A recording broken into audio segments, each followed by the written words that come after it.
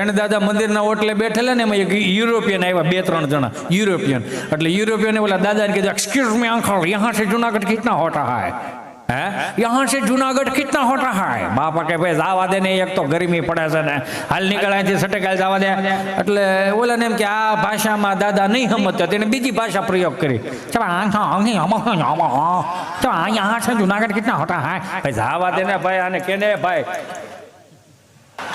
જવા દે એમ કીધું. 3 ભાષાનો પ્રયોગ કર્યો. ઓલા મગજમાં ન ઉતર્યું દાદાને. એટલે દાદા કે એમ જવા દે આમ કીધું ને, એટલે ઓલાને એમ કે હવે દાદા જવાનું કે. ઓલા 3 વી ગયા. પછી એક દાદા બેઠેલા બીજા, મોહન દાદા. મોહન દાદાએ વલ્લભ દાદાને કીધું કે હે વલ્લભભાઈ, તમને નથી લાગતું કે 70 વર્ષે આપણે ભાષાઓ શીખવી જોઈએ? કે તમને નથી લાગતું કે 70 વર્ષે ભાષાઓ શીખવી જોઈએ? કેમ? તો કે બિચારો 3 ભાષા બોલતો તો આપણને એકેય મગજમાં ન આવી. પછી વલ્લભ દાદાએ મોહન દાદાને કીધું કે જે માટીમાં તમે મોટા થયા છો, જે આપણા પેઢીઓએ ખીલા પકડાવ્યા છે ને, ખીલો કાયમિકને માટે પકડી રાખજો. કેમ? તો કે એને 3 ભાષાઓ આવડતી હતી, છતાં એકેય કાયમ લાગી.